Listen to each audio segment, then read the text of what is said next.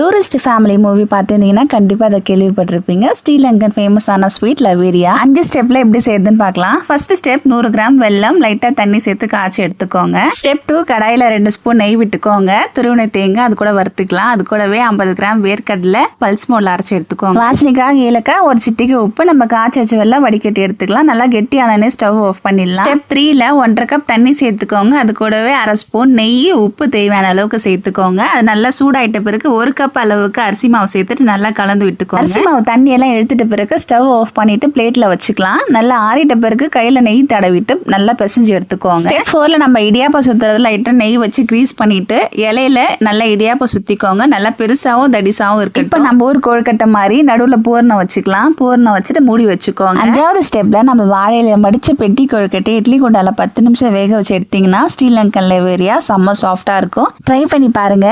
Bye bye.